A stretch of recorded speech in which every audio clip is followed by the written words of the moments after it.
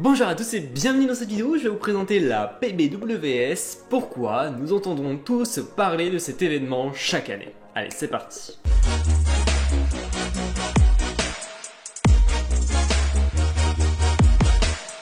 Qu'est-ce que c'est que la PBWS? Eh bien, c'est tout simplement l'acronyme du nom entier Paris Blockchain Week Summit. Rassemble plus de 3000 participants, 100 partenaires médias et une centaine de speakers. Les prix étaient relativement élevés. Franchement, on va pas se le cacher, c'était 2800 € pour la place du 12, 13 et 14 avril. Je ferai en sorte de venir à la prochaine et de vous partager un code promo. Le 8 et 10 avril dernier, nous avions un hackathon. Qu'est-ce que c'est qu'un hackathon? Eh bien, c'est tout simplement un rassemblement d'étudiants, de développeurs ou d'acteurs dans les crypto-monnaies pour créer un projet basé sur de la blockchain et qui répond à des enjeux spécifiques. À la suite de ça, eh bien, nous avons un classement et les 3 premiers vont remporter un prix. Ensuite, nous avions le 11 avril où là, c'était vraiment une journée un petit peu spécifique où dans Paris, nous avions des événements un peu à droite et à gauche créés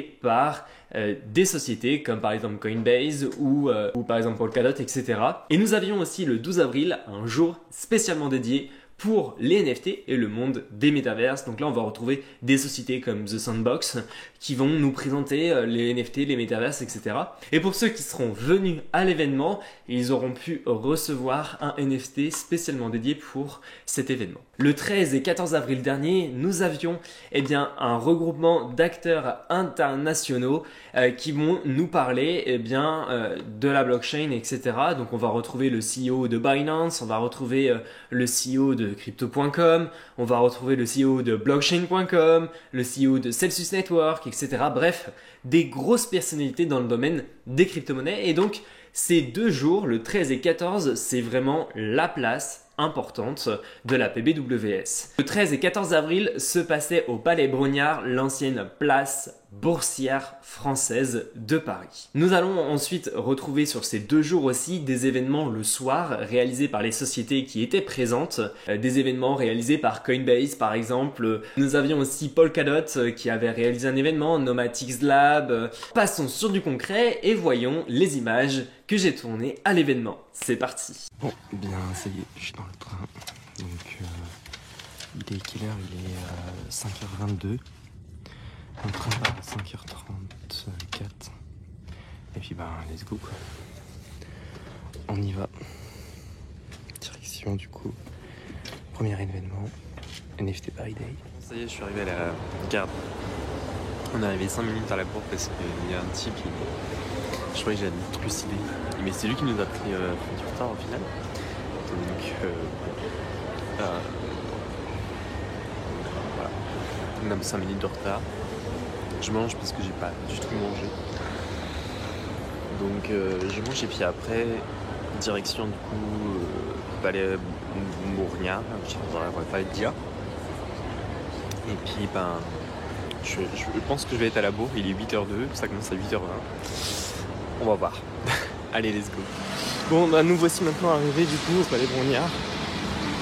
C'est place de la Bourse au final.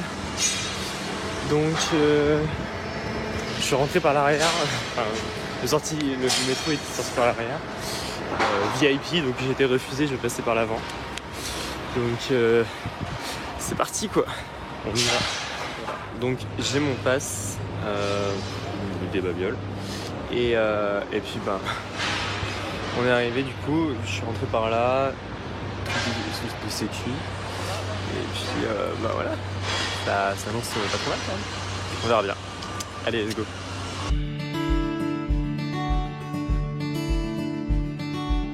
Donc ça c'est le hall d'entrée avec tous les sponsors. Je vais faire un peu le tour vite fait et après on va aller à la conférence. Parce que la conférence elle est en bas et elle a bien commencé.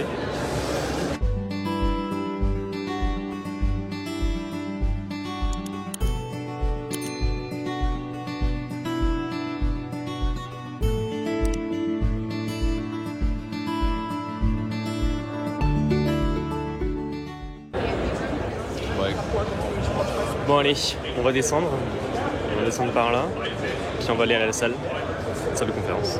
Allez c'est parti. Je rencontre des personnes que je connais pas vraiment. C'est tout ça. Bon, allez. Donc on passe un sauce et puis bah on arrive là maintenant. Je vais me mettre en place.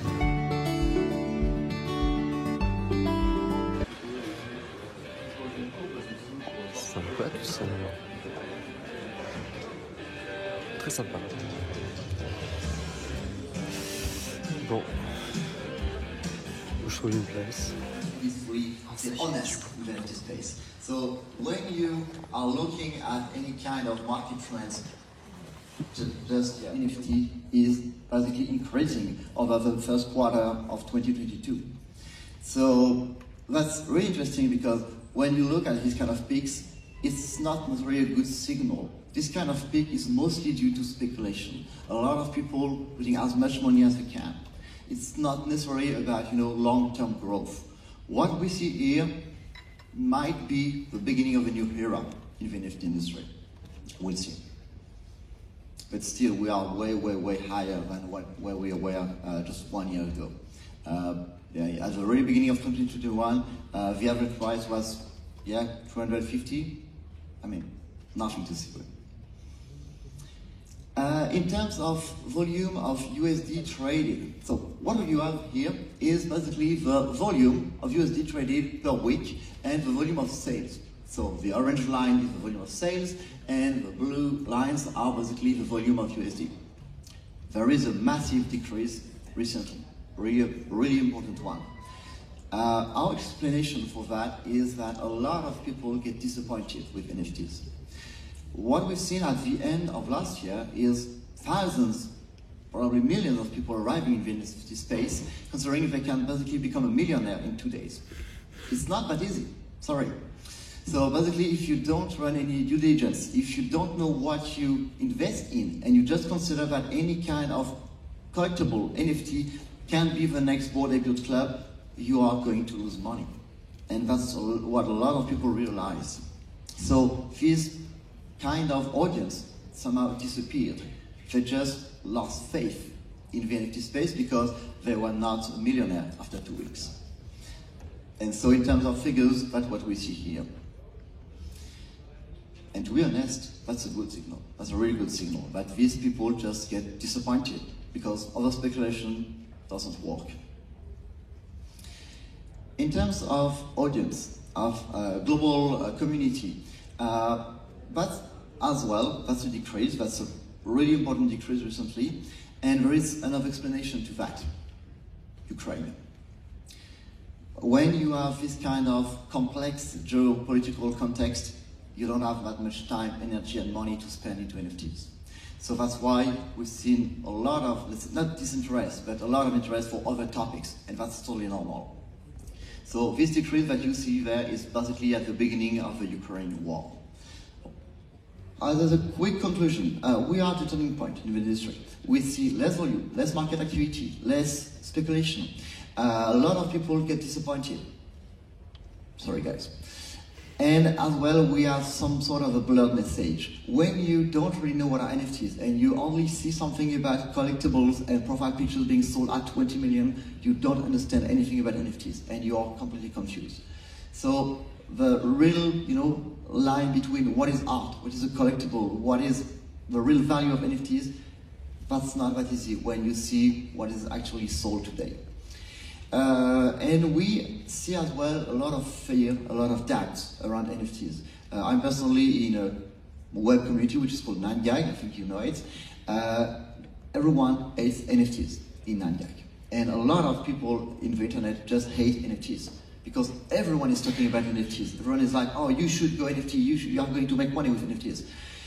And to be honest, after 4 years in the NFT space, and when I really work, 12 hours a day in the NFT space, and you just take your shower at the end of the day and you hear about NFTs, no, that's too much. That's definitely too much. So I understand this feeling of saturation. But on the other end, there are good stuff as well. We see more serious stakeholders. As I said, governments, banking groups, real traditional art collectors, art galleries, game studio, a lot of really serious stakeholders. A lot of these people of these companies, a lot of people are now building something. And this can't be seen in the market trends. It's something that you basically can feel in the space. There's a lot of activity. And not only about market activity, about underwater activity. Yeah, less price, but assets get more valuable. And basically, NFTs are not dead. We're still there, and for a long time. The game has just changed. We are just basically entering a new era in the NFT industry. And the thing is that we still have a long road ahead of us. So get ready for that. It's going to be a funny ride. And that's it. Bon, là on est à la pause déjeuner. Alors comment vous dire qu'il y a beaucoup de monde. C'est bondé. Et encore à l'intérieur c'est 3 fois pire. Donc bah là écoutez, on grignote et puis après on va aller manger dans un resto. Bon voilà, on vient de terminer de manger un bon petit resto en plein centre de Paris. Donc là on va marcher et on va direction du coup donc la PBWS et puis on attaque du coup l'après-midi. Allez, on se retrouve là-bas.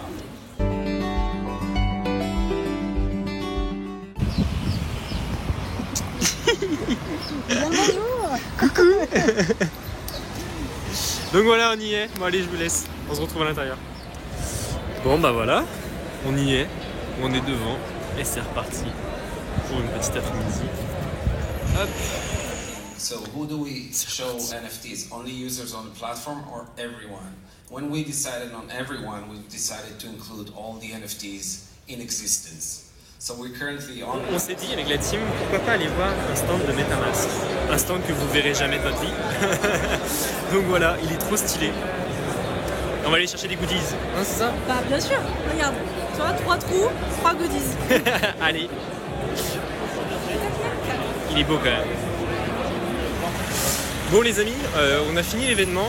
On va où là? Et on va... On est en train de faire une petite marche de Steppen avec France Crypto qui est là. Il est où Dimitri là? Et tu vas où? Ah. Et donc on a fini l'événement et on va passer aux hôtels. Et on va se caler tranquillement devant le match. Devant un match. Et on va aller voir la team. Tu vas où là? Vous avez dit toujours tout droit déjà. D'accord. Et on passe dans des endroits assez Si, atypiques. regarde, il y a toujours. Mais bon bref. Voilà. Allez. Tchuss. Bon les amis, je viens d'arriver dans le Airbnb que j'ai loué du coup. Franchement c'était une super bonne journée. Donc en fait après l'événement avec Dimitri et Léo de France Crypto, on est parti boire un verre avec boire une bière en fait devant le match Real Madrid-Chelsea avec Thibaut Boutroux et le CEO de chez Descoin. Donc on est resté jusqu'à 23h et puis là il est 1h30 du matin. Et puis ben écoutez, on se retrouve donc demain matin. Allez, ciao ciao. Bon les amis, je viens d'arriver à Paris, il pleut. Donc comment vous dire que j'ai marché pendant une bonne dizaine de minutes. Donc on est le 14. Donc là c'est le premier jour de la PBWS. Il n'y a personne ici, là, vous pouvez le voir. Mais c'est parce que tout le monde est dans la salle, donc on va se rendre dans la salle tout de suite.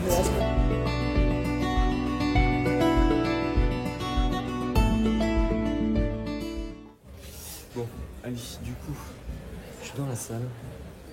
Et je pense que c'est dépassé. Il faut que je regarde le programme. Et la salle, elle est archi pleine, comme tu vas le voir. C'est fou. C'est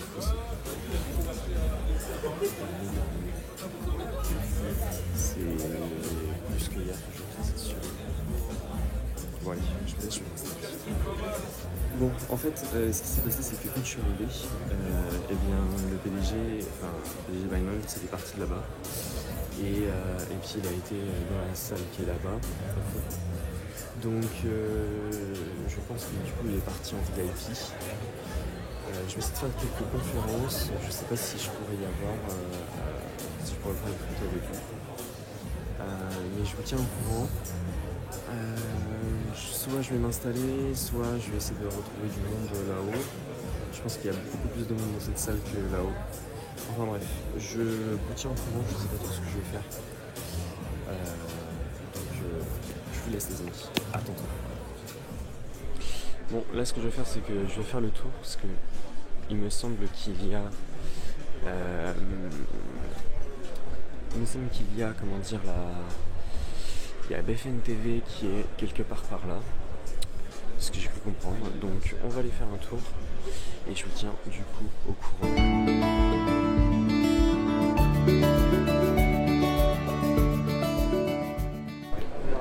Bon, j'ai loupé la partie speaker de Binance, tant pis.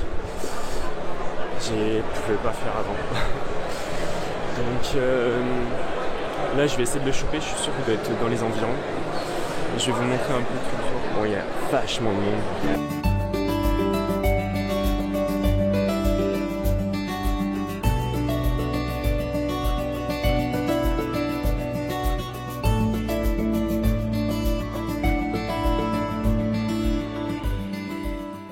Donc, ça change d'hier. Hein. Ah là, il y a moins de monde. Ah bah, il y a Claire Balva.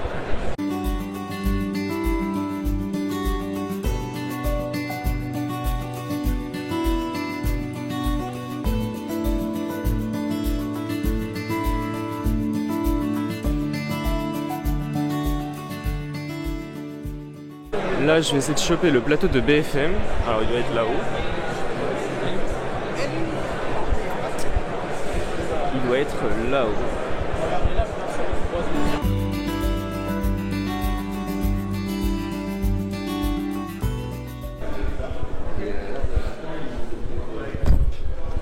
Moi, j'adore cet endroit.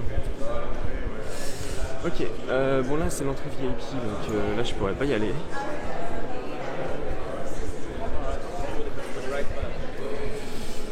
Et donc, qu'est-ce que nous avons?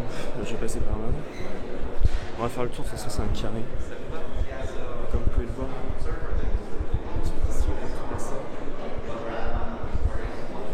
Donc c'est assez bien.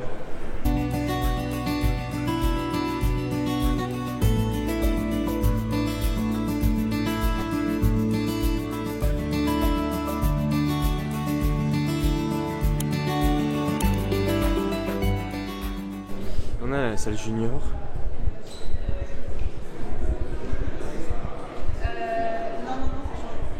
Donc là c'est la salle junior, c'est une autre salle de la PBWS, mais c'est pas terrible. C'est pas terrible. Bah écoutez, j'ai pas réussi à trouver le plateau de BFM. Je demanderai. Et là c'est la place privée, VIP. Regardez qui the Web2 companies put together. le créateur de cette société. That's what's at stake. DJs, you ready for it? Or you just... Bon, eh bien, on est à la fin de la matinée. Donc là, personnellement, on va un petit feedback. J'ai pas fait beaucoup de séances, entre guillemets. J'ai principalement été à des événements, a été à la rencontre en fait des influenceurs, etc. Et dont j'ai rencontré donc, le PDG de chez Binance, j'ai voulu croiser Owen et malheureusement il était un peu overbooké.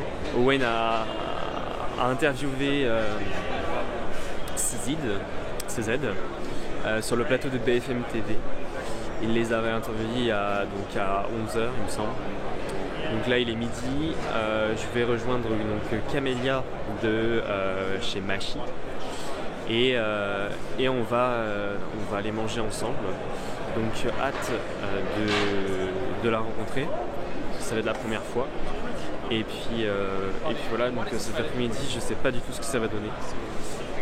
On verra au fur et à mesure du temps. Ce soir il y aura peut-être une soirée à droite et à gauche, je vais voir. Mais en tout cas, ça s'annonce déjà assez intéressant. Donc c'est super cool ce genre d'événement. Donc voilà les amis, bon allez, je vous laisse, je vais aller manger et on se retrouve donc après manger. Bon, je suis en compagnie de Camélia de chez Machi et c'est aussi la community manager de chez Journal du Coin. Là on fait une petite balade autour de l'endroit pour la PBWS et puis on a quitté les lieux parce que il n'y avait pas grand chose à faire et puis on vous réserve une petite surprise que vous verrez prochainement dans les prochaines vidéos. Je ne vous en dis pas plus bien évidemment. Allez, tchuss tout le monde. Bon, je voulais voir certaines personnes mais c'est cool, j'en ai vu pas mal depuis ce matin. J'ai croisé pas mal de monde, du bon monde, je suis très content. Donc on va voir qu'est-ce qui va se passer, mais je suis très très content. Je vais filmer le plan ici. J'ai rencontré ces farmers, je sais qu'il y a Wen qui est là, mais je vais aller faire chier. Donc ouais, c'est un super beau cadre et je suis très content. J'ai vraiment pas fait de conférence cet après-midi, j'ai beaucoup fait de networking. J'ai pas vu Camélia, mais tant pis, c'est pas grave. Je la retrouverai après. Donc je vais filmer tout ça. Et puis on se retrouve peut-être là. Allez, ciao. J'ai un micro à main, j'ai le micro qui est là, j'ai un micro à main. On est sur la péniche Binance et il y a pas mal de monde, monde connu ou pas connu.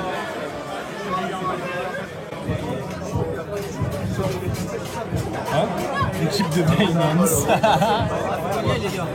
Right now? Half of it maybe?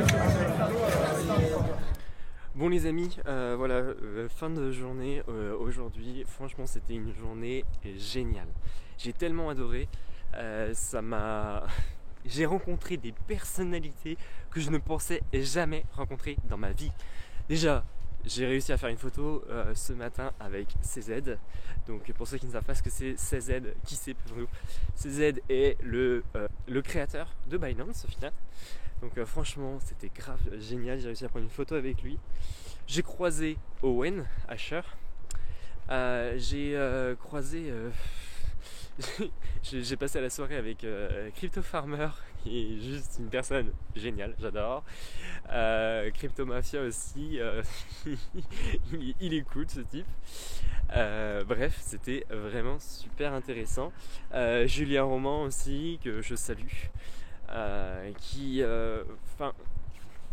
pour moi je trouve c'est une super bonne personne. En fait, quand on rencontre les personnes comme ça en physique, en dehors des réseaux, franchement ça n'a rien à voir, ça n'a rien à voir. Et c'est pour ça que grâce à ce genre d'événement on peut rencontrer ces genres de personnes. J'ai aussi du coup, donc ce qui s'est passé c'est qu'à la fin de l'event, je suis resté vers les 19h et à peu près vers les 19h j'ai vu Dimitri un autre Dimitri qui gère du coup la chaîne YouTube de Asher et qui travaille du coup chez France Crypto. Qui avec Léo qui lui aussi travaille chez France Crypto, ils ont décidé de faire de leur côté quelques affaires administratives etc. Et donc moi je me suis dit écoute, je vais aller à une soirée. J'étais invité à la soirée de Binance. Je suis trop content parce que du coup j'ai réussi à y aller. Merci d'ailleurs à Kelly de chez Binance France qui m'a invité. Et du coup on est arrivé et du coup j'ai été avec Crypto Farmer, j'ai été aussi avec Julien Roman et Crypto Mafia. Donc c'était super cool. On a passé un super bon moment. Puis j'ai croisé du coup Sam de chez Journal du Coin, Samy. J'ai croisé aussi des grosses personnalités comme j'ai croisé des personnalités donc à Binance France. Par exemple le directeur marketing général de Binance au final, Binance en France, qui communique aussi avec d'autres réseaux, enfin bref, c'est assez intéressant parce que du coup en fait on rencontre tout le monde en fait, c'est super bien. Enfin, j'ai rencontré aussi un VC, enfin c'est une personne qui investit, enfin bref, c'était super Alors franchement, niveau réseautage, cette journée a été vraiment l'une des meilleures journées. Donc on verra demain comment ça se passe. Il y a quelques personnes que j'ai pas encore pu voir. Ah, j'ai vu aussi Esprit Critique de chez Journal du Coin. C'est que des personnes qui sont juste formidables. Bon, il y en a qui s'aiment, il y en a d'autres qui s'aiment pas. Bon, voilà, ça arrive. Mais personnellement, moi je me prends pas la tête. Moi en fait, je vois qui sont les bonnes personnes en fonction de leur caractère et en fonction de leur respect envers l'autre au final. Si ils ont un respect envers moi, moi j'ai un respect envers eux.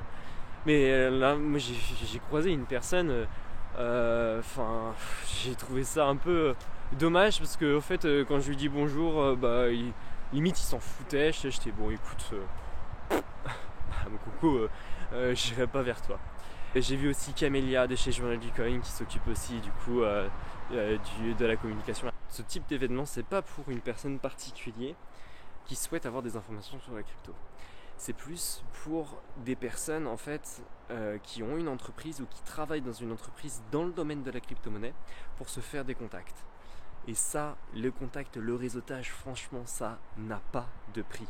C'est ultra important parce que c'est ce qui permet au final de développer son réseau. Entre les personnes, j'ai vu aussi Grégory Raymond et Raphaël qui sont deux journalistes super intéressants. D'ailleurs, je pense que je vous ferai une petite interview d'eux par la suite. En tout cas, je ne regrette pas d'y avoir été. Au début, j'hésitais d'aller à Binance parce que je me suis dit, ouais, c'est Binance, quoi, voilà. Et puis au final, en fait, ça m'a permis de prendre des contacts. Beaucoup de contacts. Et franchement, mon Telegram, je crois qu'il n'a jamais autant été utilisé, tu vois, de cette soirée. C'était super intéressant. Bon, en tout cas, les amis, là, je suis arrivé. Je vous laisse. Je vais aller me reposer, parce que là, demain matin, ça va être encore une grosse journée. Je vais arriver chez moi, il sera 23h. Enfin bref, ça va être la mort. Donc, je vous laisse. Et on se retrouve donc demain pour une prochaine journée et un prochain vlog. J'espère que ce petit format vous plaît. Allez, ciao. Nous sommes au 3e jour et donc j'arrive directement du coup au palais Brognard. Alors ce qui est assez intéressant, je ne vous ai pas montré tout à l'heure, mais c'est que là on a le palais Brognard, donc avec Bitcoin, etc., crypto et compagnie. Et puis derrière moi, je sais pas si vous avez vu, mais c'est l'autorité des marchés financiers français. Alors je vous montre. C'est assez drôle quand même. Derrière moi, on a la PBWS avec les cryptos, et là, on a l'autorité des marchés financiers français. Très drôle. Franchement, assez ironie du sort quand même, de salle de ambiance quoi. Très drôle. Bon, allez, du coup, on va s'y rendre. This is a blockchain conference. I think I'm contractually obligated to start with a slide on interoperability. And so that's what I'm going to do. And interoperability, it's obviously the ability for two systems to work together. For crypto, it's not sufficient to be just a payment institution. We are in the middle of a transition. It's a regulatory transition, if I can say, where in order to offer crypto access to consumers but also institutional clients, we need to be registered in various countries in Europe. In France, it will be the PSAN. Donc, on retrouve différentes personnes et là, je suis avec Solène de chez CryptoSoso. Exactement. Bonjour les cryptopotes. Je sais pas si vous me connaissez, du coup, effectivement, je m'appelle Solène, mais CryptoSoso. Je suis présente sur Insta. Je fais de la vulgarisation avec des petits reels éducatifs. Je parle pas du tout de spéculation. Je parle vraiment des usages et de la tech. Et puis pourquoi est-ce qu'on est là, Dimitri, d'abord? Bah oui, j'allais te poser la question. Oui, alors pourquoi on est là? Pour découvrir. Alors, moi, je sais que NFT, Paris NFT Day, je l'ai trouvé l'ambiance un peu plus sympa parce que beaucoup plus B2C. En plus, il y avait des play to earn qui étaient cool, Cross the Ages, il y avait Terre Noire, il y a Terre Noire aussi aujourd'hui qui est super cool. Aujourd'hui, les Paris Blockchain Week un peu plus B2B, donc voilà, c'est un peu plus institutionnel. Il y a plus de monde aussi quoi. Il y a plus de monde en costard cravate, ouais. Ouais, mais c'est moins des gens, mais c'est cool clair. aussi. Franchement, c'est cool aussi. Et là, on arrive à la fin de l'événement. Est-ce qui t'a plu cet événement et qu'est-ce qui t'a plu et qu'est-ce qui t'a pas plu quoi? Alors, beaucoup de choses. Qu'est-ce qui m'a plu?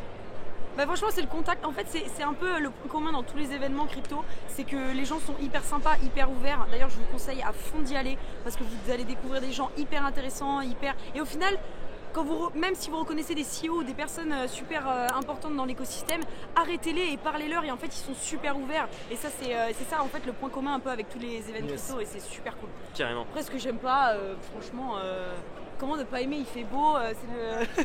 Ah ça dépend des jours, ça dépend des jours. On a eu un jour sur deux beau et pas beau. Hier c'était chaotique, il a plu mais... Et puis les soirées aussi, après elles sont oui. aussi sympas. Oui, parce qu'il faut savoir que en fait on a l'événement qui se passe du coup au Palais Brongniart à la Bourse, mais le soir après il y a des sociétés qui font des événements privés. Donc il faut s'inscrire sur le site de la Paris Blockchain Week Summit, on va dans l'onglet The Week et ensuite on a toute la liste des différentes soirées. Donc moi personnellement j'étais à la soirée de Binance hier, et toi je sais que tu avais été où? Voilà, moi j'ai été à la soirée Paris Night Web 3 qui était organisée par Sandbox, Ledger, Ariani et Dogami. Oui. Et c'était dans une espèce de caserne de pompiers, c'était un truc assez fou. Après bon, il y a eu du coup une conférence, après on a pu networker comme un peu ici, et puis après grosse partie. Ah, voilà, c'est ça. Voilà, c'est pour d'où ma voix. Il y en a qui n'ont pas vraiment dormi, hein. Oui. Moi ça va, mais toi je pense que... Oui, non, c'était un peu chaotique, mais bon, toujours motivé, vous savez, la passion ça parle, c'est un vrai moteur. En fait, ce qui est vraiment intéressant, c'est vraiment discuter avec les gens du domaine en fait. Ça c'est vraiment, c'est vraiment intéressant parce que en fait on est des êtres humains et on réagit forcément avec nos émotions, et des fois il y a des gens, ils peuvent nous partager des trucs qui seront pas peut-être partagés sur les réseaux peut-être dans quelques semaines, etc. Et franchement c'est le contact, c'est vraiment important. Ouais, mais vraiment, enfin moi je sais que j'ai vraiment grandi grâce à ces événements, parce que au final je me suis un peu confrontée aussi à mes limites en me disant oh purée, là j'ai vraiment beaucoup de travail à faire ici, et en fait ça motive à fond pour continuer dans l'écosystème. Et d'ailleurs en rencontrant des personnes, je tourne juste la caméra, mais juste derrière nous, je sais pas si vous voyez, mais on a le créateur de Celsius Network qui est juste là avec sa femme à l'entrée. Ils viennent prendre des photos. Donc voilà, donc c'est pour vous dire qu'on a vraiment du bon monde au final. Donc voilà. Ouais, bah Sizi du coup hier. Sizi hier. Ouais. Hier il était venu à l'événement ici, et on l'a vu aussi du coup à l'événement privé. Donc c'était grave cool. Donc voilà, donc les amis, je vous remercie. Merci à toi. Je t'en prie, avec plaisir. Merci à vous. Et puis abonnez-vous abonnez-vous surtout. Exactement, n'oubliez pas de vous abonner, d'aller voir son compte Instagram. Franchement, il est top. Ses stories, elles sont magnifiques. Franchement, je t'ai jamais dit, mais elles sont top. J'adore. Allez voir son compte Instagram. Je vous mettrai en description de cette vidéo. Merci beaucoup. Donc, on se retrouve ici à la PBWS avec Grégory Raymond et Raphaël Bloch qui vont se présenter, et on va discuter un peu ensemble. Merci à vous deux. Merci à toi. Bonjour à tous. Et puis, écoutez, je vous laisse vous présenter. C'est simple, hein, on a le même titre tous les deux. Ouais. On est cofondateur et rédacteur en chef de The Big Whale, le nouveau média de référence sur les cryptos, le Web3. Et on a lancé la semaine dernière. Et on espère que beaucoup d'entre vous qui vont regarder la vidéo vont au moins tester la version gratuite et peut-être s'abonner à la version payante, où on vous propose chaque semaine des infos exclusives, des analyses, des offres d'emploi. Tu peux continuer. Ouais, c'est surtout ce qui va venir là, dans les semaines qui viennent, parce qu'évidemment on vient de se lancer donc, avec la PBWS et tous les événements crypto qu'il y a à Paris. On n'a pas eu le temps encore de faire toutes les interviews qu'on voulait faire, de sortir les enquêtes qu'on a dans les tuyaux. Mais voilà, dans les semaines qui viennent, va y avoir du très costaud. Super, en tout cas j'ai hâte de voir ça en tout cas. Et ça s'annonce déjà bien parce qu'ils ont déjà sorti leur première newsletter gratuite et payante. Exactement. Cette semaine d'ailleurs. Avec un super dossier sur comment bien remplir sa déclaration de revenus. Et on sait que pour les crypto-investisseurs c'est important. Exactement. Il y a absolument tous les détails, on a essayé de répondre à toutes les questions les plus précises et de façon la plus simple possible. C'est vraiment du contenu de lourd, parce que je vous cache pas qu'ils ont travaillé vraiment dur, et en plus ils étaient là hier et vous pouvez admirer les cernes. Ouais. ils ont travaillé très dur, hein, je vous le confirme. Alors moi j'ai une question pour vous.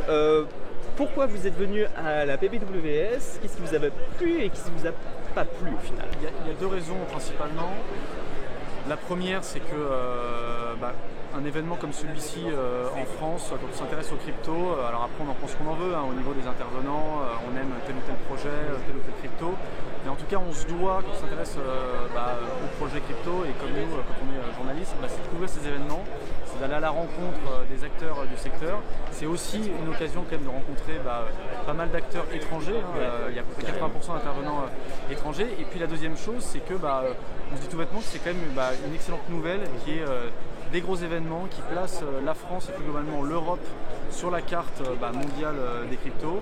On sait qu'aux États-Unis il y a plein de gros événements, en Asie il y en a plein aussi. Donc voilà, là c'est un début, on est sur une édition où il y a beaucoup de monde, plus que les précédentes. Je veux dire que j'étais assez impressionné par l'organisation, c'était un très très bel événement. Il y avait quelques stars, exact. Et plein d'experts très intéressants. On a eu Fizi, et voilà, il suffisait de se balader entre les stands pour se rendre compte que tout le monde était content. Donc c'était un très très beau rendez-vous pour l'écosystème et ça fait plaisir qu'il y ait un événement comme ça de cette taille à Paris. Exactement, tout à fait. Et d'ailleurs, personnellement, ça fait bizarre de rencontrer des grosses personnalités dans le domaine de la crypto quand même. Personnellement, j'ai rencontré le créateur de Celsius Network, Sizi. Franchement, ça fait très bizarre parce qu'on les voit sur les réseaux, mais les voir en vrai, c'est totalement différent. Oui, les gens sont accessibles, c'est bien. Et qu'est-ce qui ne vous a pas plu dans cet événement? Est-ce qu'il y a des choses peut-être des choses à améliorer? Moi je trouve que c'est le fait que ce soit organisé en pleine semaine, parce que nous on sort nos éditions le mercredi matin et le jeudi matin, donc c'était pile pendant l'événement. Donc on s'est couché un peu tard, malheureusement pas à cause des soirées, mais simplement du boulot. Et peut-être la deuxième chose, c'est finalement, il y a un tel programme qu'on a l'impression, mais bon ça c'est un peu le cas dans tous les événements, on a un peu l'impression de courir tout le temps et en fait on pense plus aux gens qu'on n'a pas vus en se disant ah putain merde, lui je voulais le voir, elle je voulais la voir et finalement on en oublie presque, on a aussi plein d'occasions de voir ces gens là et encore une fois on a quand même vu du beau monde, mais voilà c'est un peu cette frustration qu'on a à la fin, c'est de se dire en fait j'aurais aimé tous les voir et il a fallu faire des choix. Exactement, tout à fait. Mais en tout cas on a pris des contacts facilement, donc on pourra voir dans The Big Well plein de sujets dont les contacts ont été pris ici. Super. Là c'est plus l'occasion en fait de poursuivre nos sujets, notre travail en discutant avec des acteurs que là on peut à cette occasion voir physiquement, mais on a aussi beaucoup d'acteurs avec lesquels on a déjà discuté. Sizi, on l'a déjà eu en interview, là on a eu l'occasion d'en refaire une qui sortira normalement dans les jours qui viennent sur The Big Well. Donc finalement on ne fait que poursuivre notre boulot. Super. Vous voulez rajouter un dernier petit mot? Abonnez-vous à The Big Well. Abonnez-vous à The Big Well et puis rejoignez la révolution Web3. Je vous mettrai bien évidemment toutes les infos en description, on lâche rien. Et puis merci à vous tous. Allez, merci à vous. Salut. On se retrouve maintenant avec Capet. Je te remercie beaucoup de venir. C'est moi. Et puis je vais te laisser te présenter. Yes, moi c'est Capet du coup. Historiquement, je suis un youtubeur plutôt dans le gaming, l'e-sport et l'informatique, c'est-à-dire que j'aide les gens tout simplement à améliorer leur matériel ou la partie logicielle, donc Windows, pour réduire un maximum la latence pour les jeux. Donc les FPS, les jeux e-sport principalement, mais ça peut aussi déboucher sur la bureautique. Et depuis 5 ans, je me suis mis dans les crypto-monnaies parce que la logique m'a beaucoup plu. Pour la petite anecdote, en fait, c'était parce que Kim.com, le créateur de Mega Upload, voulait relancer Mega Upload 2 avec une logique de financement en crypto. Ah d'accord. Et du coup j'ai dit il va falloir que je comprenne ces cryptos parce que c'est quoi. Voilà. Et donc on m'a expliqué, on m'a mis dans la shitcoinerie et j'ai jamais lâché tout simplement. Donc en 2017 on avait lancé un Discord et un Twitter qui s'appelait La Baleine, c'était une très grosse communauté de vulgarisation autour des crypto-monnaies et j'ai toujours voulu faire un média et du coup en 2021 avec CryptoPixel, vous connaissez peut-être, on a lancé un média qui s'appelle coinacademy.fr qui fait principalement de l'analyse fondamentale sur tous les sujets autour des crypto-monnaies, mais on fait aussi de l'actualité et puis voilà. C'est des très bons articles d'ailleurs, des fois je fais des recherches vraiment sur Google comme monsieur et madame tout le monde et je tombe sur vos articles et ils sont extrêmement bien expliqués. C'est ce qu'on essaie de faire. J'ai toujours voulu faire un média mais je voulais vraiment être sur la partie fonda. Et en 2017, je ne me sentais pas suffisamment légitime pour raconter des trucs que j'avais absorbés en un an chrono. Et autour de moi, on était beaucoup sur la spéculation et très peu de fondamentalistes finalement autour de moi.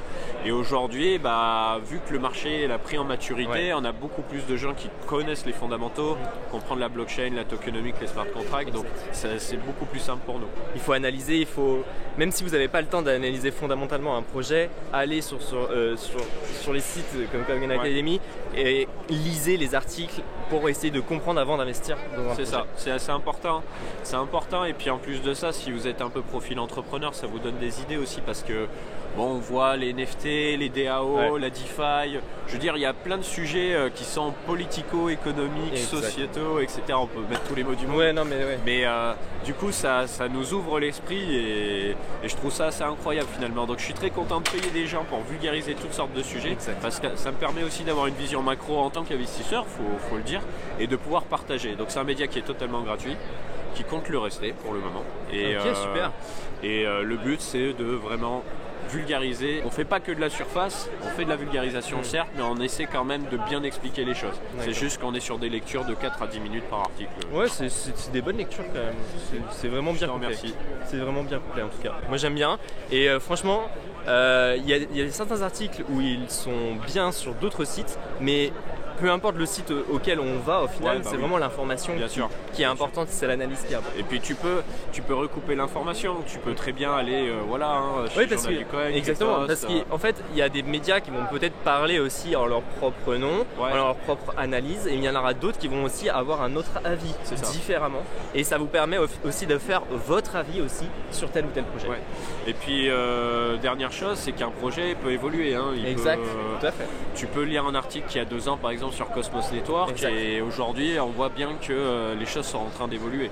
Sur Polkadot c'est pareil. Et pourquoi tu es à l'event et puis voilà, qu'est-ce qui t'a plu ou qui t'a pas plu à cet event? Écoute, c'est mon 2e event crypto, comme ça. Le premier c'était Solana Breakpoint, qui est un des meilleurs events que j'ai jamais fait de ma vie. J'ai vraiment kiffé de fou, donc j'ai dit, je sais que sur ces événements là, voilà, c'est un peu élitiste, ça coûte très cher l'entrée, sauf pour les étudiants ici pour le coup. Mais exactement. Tu peux faire du réseau, tu peux apprendre des trucs, c'est bonne ambiance, donc voilà. Et moi de base j'y vais pour le compte de Krill, avec qui je bosse énormément, donc une solution de trading automatisée. Et j'en profite aussi pour mon média, pour faire du réseau tout simplement, parce que ça permet encore une fois de s'ouvrir l'esprit. Et puis il y a plein de petits projets, là en ce moment on est beaucoup sur la partie NFT, il y a plein de gens, d'entrepreneurs qui là vont lancer des collections, des projets aussi, où c'est pas que des images, ça peut être, là j'ai parlé avec des projets par exemple une ferme d'impression 3D pour imprimer des NFT par exemple. Un autre projet c'était de la décentralisation, de la japanisation, donc allez voir des boîtes qui font des mangas, des animés, des trucs comme ça, et qui veulent faire leur métaverse potentiellement, ou imprimer une collection de NFT, les aider. Voilà, donc plein de trucs comme ça, du NFT de partout, et c'est quand tu discutes avec les gens, tu peux avoir des petits insights et puis potentiellement être early aussi. Exactement. Voilà. Et c'est intéressant de rencontrer la communauté, les créateurs. Pourquoi, quelles sont leurs intentions, etc., voir leur dynamisme, parce que s'ils n'ont pas de dynamisme, ça n'a pas forcément d'intérêt. Personnellement, j'en ai jamais rencontré, mais ça peut arriver, quoi. Mais ok, super. Et qu'est-ce qui t'a pas forcément plu sur ce genre d'événement? J'allais venir pour répondre à la question. En fait, c'est simple, c'est que généralement sur ce genre d'événement, si tu y vas, tu peux avoir certains types d'a priori. Et si t'es pas pro-business, ou alors que t'es entre parenthèses, et c'est pas pour dire j'ai le melon de tes personnes, t'as personne pour te connecter, tu sais, tout le monde n'a pas la capacité d'aller vers les gens et dire ouais moi je fais ça, toi qu'est-ce que tu fais, c'est pas ton genre évident, donc t'as l'impression que c'est pas ton univers et que t'es rentré dans un truc, voilà. Si t'es dans une logique pro-business et que tu connais un peu de gens, tu peux très facilement discuter de tout et n'importe quoi. Donc après il y a la partie conférence, moi je sais que j'ai quasiment rien regardé. Au Solana Breakpoint c'était pareil, parce que voilà, généralement t'as pas d'ambiance sonore, t'as du son neutre, etc. On n'entend pas forcément bien, il faut être debout, Voilà, donc moi je me suis dit si je veux regarder ça, je le regarde derrière mon ordinateur. Ouais, bah c'est ça, exactement. Autant réseauter. Voilà, moi c'est comme ça que je le vois. Donc qu'est-ce que j'ai pas aimé au final? Bah c'était très bandé hier, on n'arrivait pas à circuler. Mais aujourd'hui, il n'y a pas de souci. Donc très bon feeling par rapport au PBWS, c'est ça? Ouais, la J'ai PBWS. du mal à le dire. Ouais, c'est pas facile. C'est vrai, c'est pas facile. Mais effectivement, ce genre d'événement, moi pour mon cas, j'ai vu deux présentations ce matin. J'ai vite abandonné, je me suis dit je vais faire du réseautage, c'est vraiment ça le plus important au final, parce que c'est en faisant du réseautage qu'on va pouvoir bien se développer et ce qui est important dans ce genre d'événement, c'est vraiment du B2B au final. Ouais, bien sûr. C'est business to business au final. Et faire de l'adoption, parce que encore une fois, ça peut être des sujets aussi, nous ça va moins nous parler parce qu'on connaît le marché, mais qu'il y a beaucoup de personnes ici, je pense, qui sont pas du monde des cryptos et qui profitent de l'événement pour découvrir aussi, qui bossent dans la finance traditionnelle, par exemple, des étudiants, etc. Donc voilà, il y en a pour tous les goûts. Moi c'est pour du B2B moi aussi.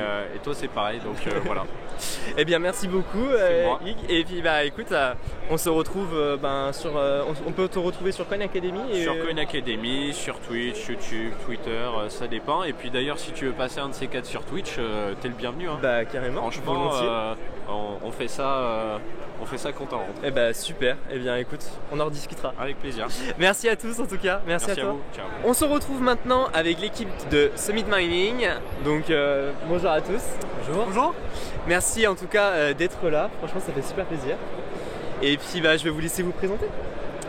Bonjour Augustin, je suis le CEO de Summit. Donc Summit, alors il y a Summit Mining, mais en fait on est plus que Summit Mining, on est Summit, un groupe qui regroupe deux services, donc Summit Mining, dont on a parlé, et Summit Gravity, qui est un service d'investissement dans la blockchain et les cryptoactifs. Moi je suis Gabriel Florent et je suis CBO du groupe Summit avec Augustin et Mathieu Vincent qui est le CEO qui malheureusement il est resté au charbon aujourd'hui. Il faut bien que quelqu'un tienne la boutique. C'est ça. Et d'ailleurs on lui passe le bonjour à Mathieu. Alors juste pour que ça soit plus concret, qu'est-ce que vous faites au final? Quels sont vos tafs respectifs? Parce que CEO, etc., ça parle pas à tout le monde. Concrètement vous faites quoi? Surtout qu'il y a beaucoup d'anglicisme dans le milieu, donc on va simplifier les choses. En fait le CEO c'est la personne qui gère toutes les opérations au jour le jour de l'entreprise. Donc ça va être gérer les équipes, ça va être assurer que tout le monde délivre ce qu'il a promis de délivrer au jour J et assurer que voilà, le client à la fin, la valeur ajoutée du service à la fin. Ok, super. Et pour le CBO, c'est un rôle un peu CEO bis qui va s'occuper vraiment principalement du développement du business et de la partie sales. J'ai quand même une grosse dominante technique venant du mining à titre perso, on va dire un niveau d'expertise assez élevé. On est assez polyvalent, on est dans des startups, on se donne des titres, effectivement, comme il dit Augustin. Principalement, on est un peu sur tous les fronts, on va pas se mentir.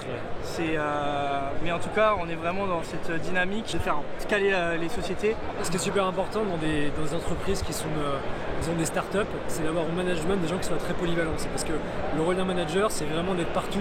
Donc parfois, on se appelle les kraken. D'accord. On a des trucs partout. Mais on a vraiment tous des profils très très pluridisciplinaires. Et voilà, on fait vraiment attention d'avoir ce genre de profil parce que c'est important. Aujourd'hui, dans les startups, notamment la crypto, c'est un secteur qui bouge beaucoup, qui évolue beaucoup, où les problématiques arrivent sans qu'on imagine qu'elles soient là. Et en fait, il faut les résoudre au jour le jour. Ça va être du recrutement, ça va être des opérations, ça va être de la régulation, ça va être des stratégies, ça va être, comme aujourd'hui, des conférences et des événements. Voilà, il y a vraiment une multiplicité de problématiques et il faut des gens qui soient polyvalents, qui aillent sur tous les sujets. D'accord, super. Et au niveau de le groupe Summit, est-ce que vous pouvez nous en dire un peu plus? Le groupe Summit aujourd'hui il est composé de deux services, principalement Summit Mining qui est un peu notre cœur de métier. Qu'est-ce que c'est Summit Mining? C'est une société de mining de par son nom, mais avec un principe assez innovant, c'est du mining mutualisé. C'est-à-dire qu'aujourd'hui, un de nos clients qui veut investir dans une machine de mining ne possède pas la machine de mining, une machine dédiée. C'est, si on devait faire un parallèle, ça serait, avec l'immobilier, ce serait une SCPI. D'accord. Typiquement, ça serait une SCPI. C'est-à-dire qu'aujourd'hui, déjà la part d'accès, elle est assez basse. On est à 2000 € sur la part d'entrée, alors qu'un ASIC, aujourd'hui, une machine de mining, c'est plutôt dans les 10 000. Donc c'est accessible à partir de 2000 € jusqu'à n'importe quel montant. Et demain, admettons, s'il y avait une machine, si tu avais acheté ta machine, toi Dimitri, seul, ta machine tombe en panne. Par le plus grand des malheurs, tu as une perte d'exploitation de 100%. Demain, si quelqu'un a une machine qui casse chez nous, c'est pas sa machine, c'est la machine de tout le monde. D'accord. En fait, on a fait vraiment un mining communautaire. Vraiment communautaire, ça veut dire que on est répartis dans 8 pays dans le monde et ainsi on a vraiment lissé et diminué le risque au maximum. Sur le risque casse matériel, parce que du coup s'il y a une machine qui casse, c'est la machine de tout le monde, ça impacte un tout petit peu le rendement. Sur le risque géopolitique, typiquement quand la Chine a interdit le mining, malheureusement, on a perdu un peu de notre rendement, mais pas la totalité. Et on perdra jamais la totalité de notre rendement, sauf grosse guerre nucléaire. Oui, c'est jamais. Voilà, on perdra jamais la totalité de notre rendement pour avoir mutualisé et lissé ce risque géopolitique, géographique et de casse matérielle. D'accord. Quelle est votre venue ici à la PBWS? Pourquoi vous êtes là? Alors, il y a deux objectifs. Le premier objectif, c'est que on a beaucoup de fournisseurs qui étaient là aujourd'hui. D'accord. Donc ça permet de renouer les liens avec nos fournisseurs, de remettre parfois les pendules à l'heure quand ça fonctionne pas très bien, ou alors de les féliciter quand ça fonctionne bien. Et surtout voilà, aussi de voir de nouveaux fournisseurs parce qu'on ne peut pas non plus se restreindre. Et c'est vrai que avec le Covid, on est toujours un peu à travailler chez soi, sans vraiment voir.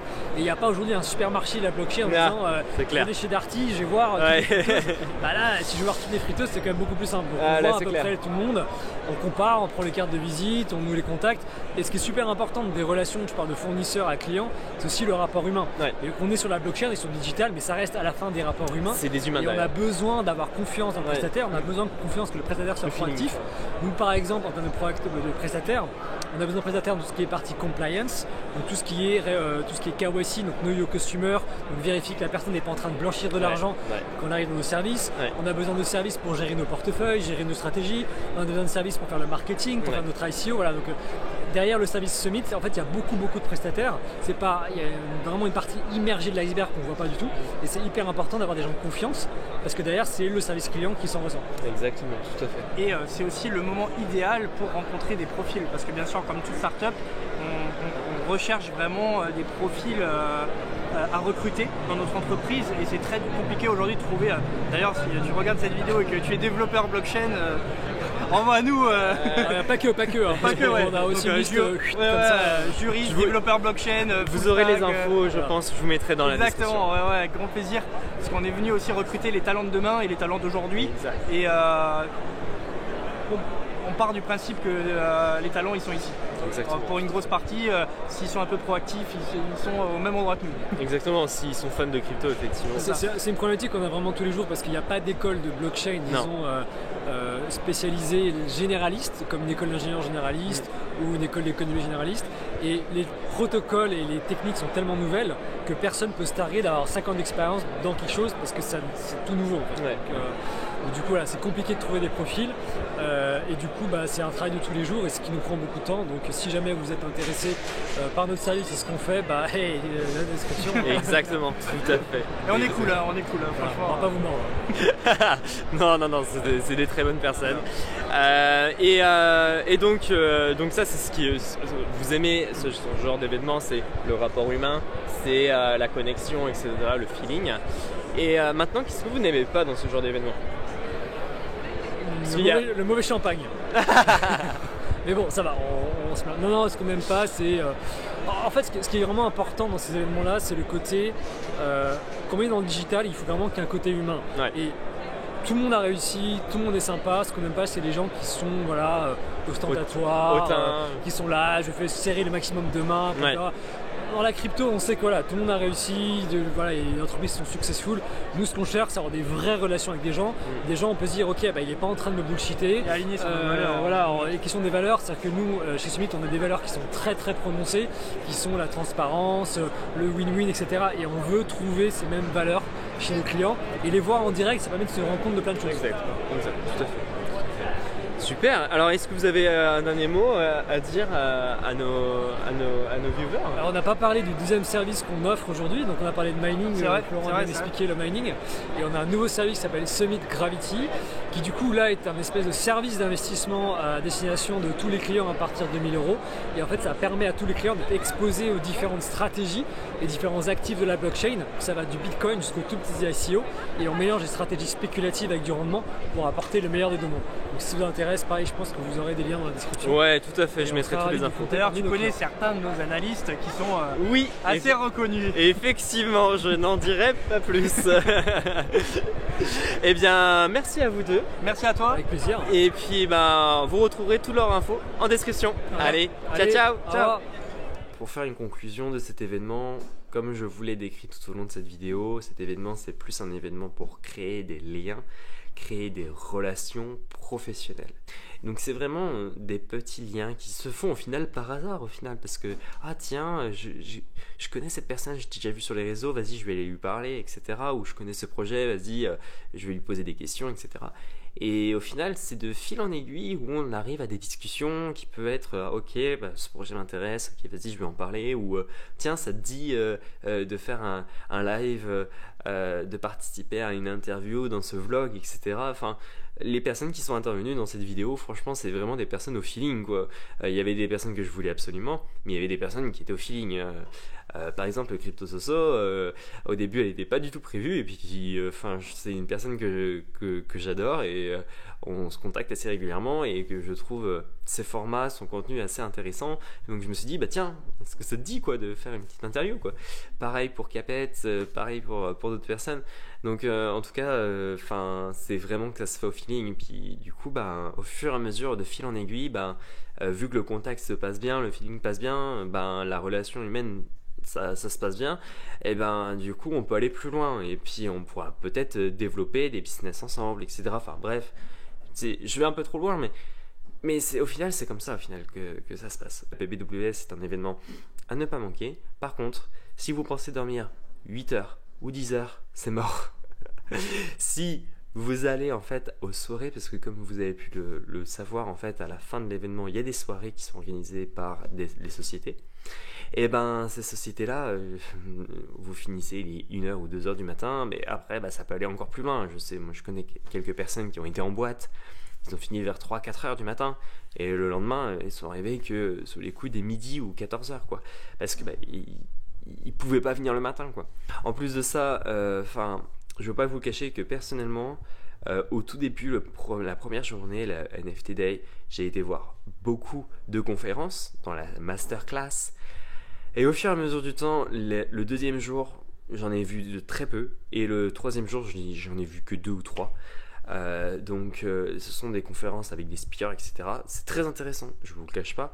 En plus c'est en anglais, donc ça permet de travailler sa compréhension en anglais, pour ceux qui ne sont pas très adeptes de l'anglais.